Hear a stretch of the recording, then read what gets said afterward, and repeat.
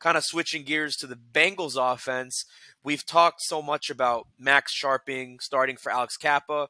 As we mentioned yesterday, Alex Kappa is not going to be playing this weekend. Beyond that, we don't know, but he will be out this Sunday. So that means it's going to be Max Sharping. You might have Jackson Carman behind him and Hakeem Adeniji. It's going to stay right beside him in place of Lyle Collins. But here's where I think, it's not that this gets underlooked, but I think this is a concern that's worth noting.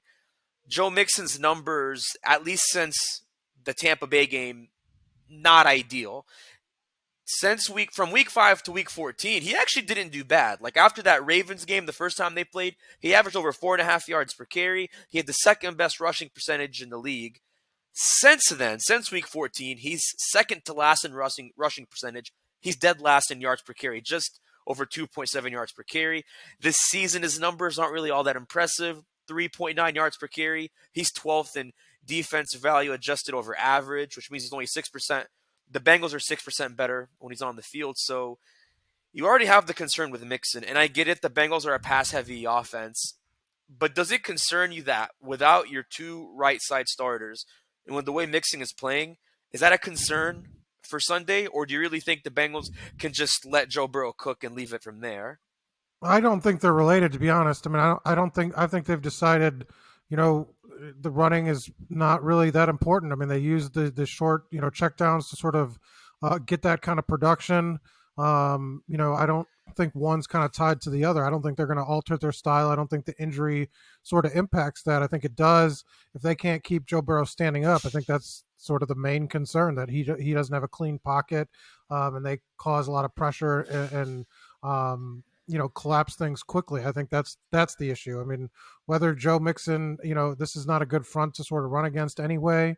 I don't see that sort of. I guess I don't see those intertwined. That this is, the concern is Joe Burrow going to have enough time to throw in the pocket? That's sort of to me where this game will be won and lost. Well, the big thing is going to be the pocket, and I want to get to that. But my only concern is, look, you're not going to be a run-heavy offense. They haven't been all year, and they weren't even that last year when they made the run they made. But at the same time, like, there were times where they relied on Mixon at Tennessee, at Kansas City. He was a big reason why they won those games. He scored one of the only touchdowns of the game against Tennessee last year. And I get it, last year's last year, this year's this year. But if you're in down and distance situations, like, especially if his DVOA is not that great, where he's not necessarily getting those third down, maybe even second down conversions, I think it's still a concern. And I think it's more concerning that, you can try to run him away from the right side, but it's not that simple, because then the Ravens are just going to stack that side of the box. Like with their defense, like you mentioned, they only had one starter who didn't play last week. That was Marcus Peters. You can count he's going to be back. And speaking of starters, and to kind of get to what you said about the pocket with Joe Burrow, you made a great point that I'm going to keep harping on, that you made on Sunday. I agree with wholeheartedly. It's that lack of killer instinct. And if we're going to be a little more soft about it, you could say it's just offensive clunkiness. Now, the Bengals, I guess in this case, Joe Burrow, because he's the passer here, he's 13th.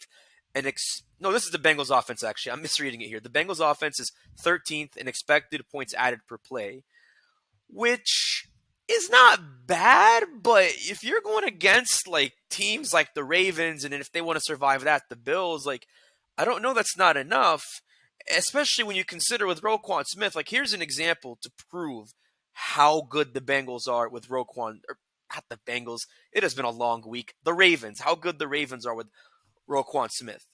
With Smith, they are tied for 5th in the league with success rate on defense. Without him, they're 27th. With him, 5th. Without him, 27th. Opponent explosive play. This is the big one. With Smith, they have the second best opponent explosive play percentage. Without him, they're 10th. The guy has the third most tackles in the league, 169.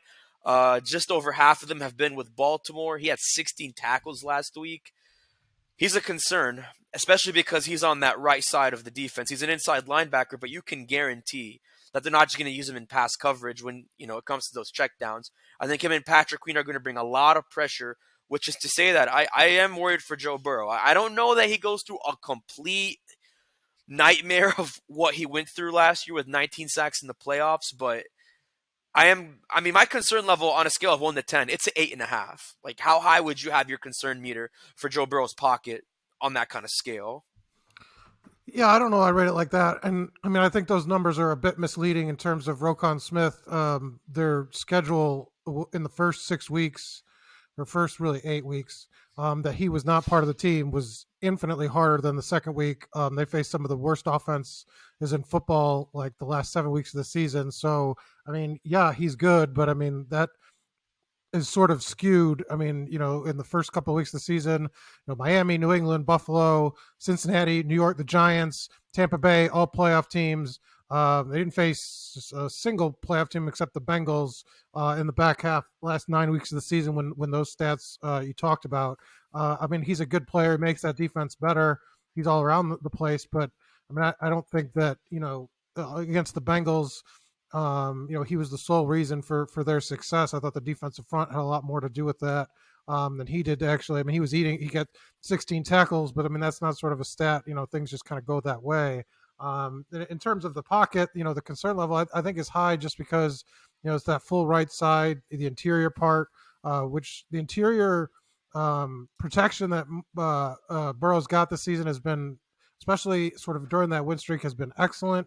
And so now Absolutely. you kind of, that goes up in the air. I mean, he's still got Ted Karras and obviously Cordell Volson, but Cordell Volson will now a rookie being put in a tough spot. Obviously now his first playoff run. So I mean, yeah, I think that's one of the for a team with very few question marks. I think this presents their the biggest challenge that they have to overcome.